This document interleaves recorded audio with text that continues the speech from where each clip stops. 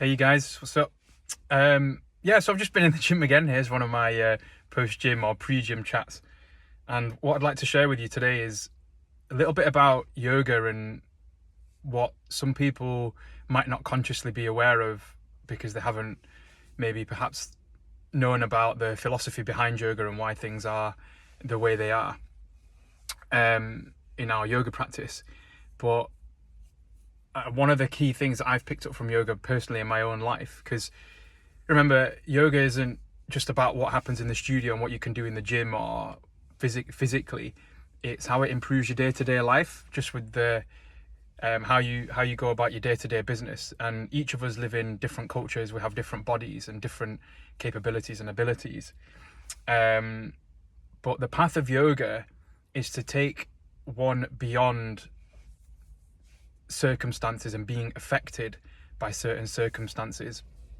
And we've got this thing called attachment, and sometimes we're not just attached to material things, objects or money, but sometimes we can be attached to thoughts and ideas and beliefs which we think are permanent, are unchangeable, and that we'll never go past it. And if we don't investigate these thoughts or these beliefs that we think are always there, then we might not see the opportunity that we've got to go past them. And how do you know if something is worthwhile looking at? Like, how does life flag up these limiting beliefs, if you like, these attachments? And so this is where suffering comes in. So when we suffer psychologically and we don't feel great, then we're given the opportunity to look at, okay, why am I suffering? What do I believe about this situation which is causing me suffering? And do I believe that this is always the case? Because if we do always believe it's the case, then what will happen is we'll try to avoid that thing happening. And so we're trapped in a loop, in a circle. And that's what we might call duality. Because I don't want this, I'll choose this instead. But that's now a bind, and that keeps you trapped in that circle, or what some people might call the rat race. But if we question it and look at it and think, perhaps I don't need to suffer in this situation, perhaps there is another way. And once we ask that question, our mind then is open to receive another answer. And you don't have to find that answer. There seems to be a divine intelligence which orchestrates the entire universe. Just like you didn't consciously grow your body to the size it is now, and you don't consciously, maintain your blood sugar levels, it just happens. When we surrender and we open our mind to something else, is there another way? If we ask that simple question, do I need to suffer in this situation? Then what can happen is, over time, you will see a different side to life. And when we're willing to potentially see something different or look at the same situation differently, then in your moments of solitude, and sometimes just randomly, you will see that, oh wow, I didn't realize that this needn't be. And so suffering can often be grace because it allows us to pinpoint exactly where we've got issues. For example, if you've got a leak in the ceiling, you can see it. It's a physical manifestation. So suffering is a physical manifestation of something going on a much more subtle level. And it's only when we look back at the subtle level, when we trace it back and we realize, oh, this leak in the roof is down to a burst pipe in my bathroom or something.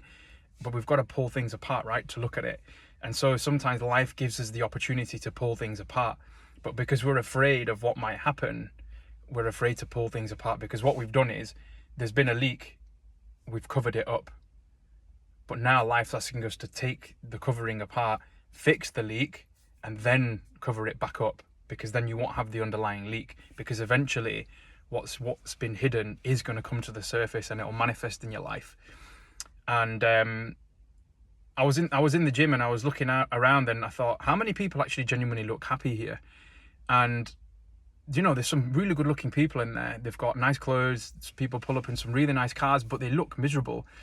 And I always wonder, I was like, okay, so this can't be it. Circumstances can't be what allows us to access this inner state of happiness. Circumstances don't matter. It's only state of being. And I've seen that. And when I've observed people around me and observed my own life and read books, etc. And I've met people who are homeless and have had cancer, and they've been the happiest people alive. They've been glowing despite having these challenges. It's just the way they look at that situation. So it's not, I don't think it's wrong. It's definitely not wrong to look at something in a way which causes suffering. It's just, a way that causes suffering. So for example, oh my God, it's grey clouds today.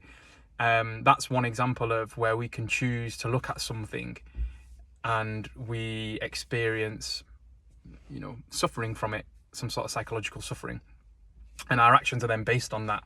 But if we look at it under a different light, then such as, oh, wow, look at these cloud formations, they look beautiful, then we might be compelled to explore, and it opens up a whole new world of possibility.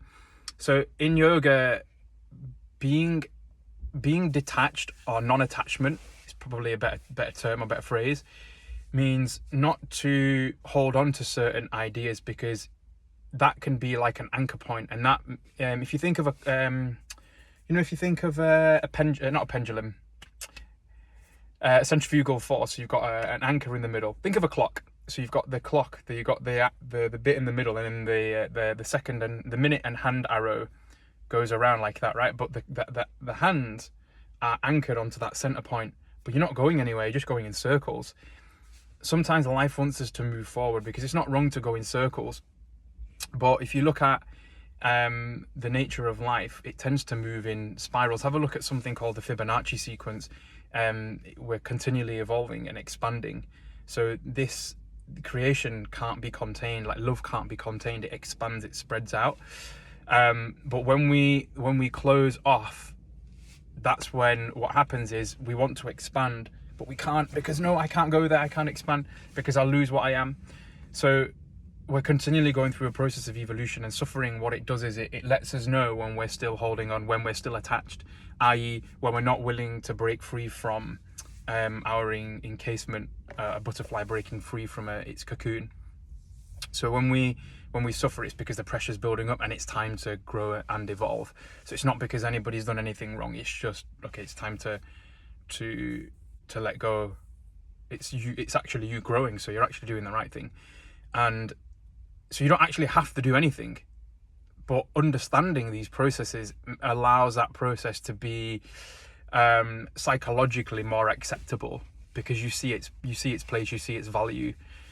And when I teach people this stuff in yoga, it's one of the main things I ask them to look at is, obviously I share these principles, these ideas, because it can help with dealing with day-to-day life, just the simple mundane stuff. But it also opens you up to opportunities where this need not always be, because there are other ways. Like, how did we evolve to where we are now? If we always thought things are always going to be this way, let's say in the 15th century, we wouldn't be where we are now. So we have the opportunity to improve our lives. So if you keep coming across the same problems, the same challenges, have a notice. So you'll go in a circle, you'll get the stimulus, and then you'll have your response. But the response sometimes can be so automatic. If you can get in the middle of that process and go, oh my God, hold on a minute.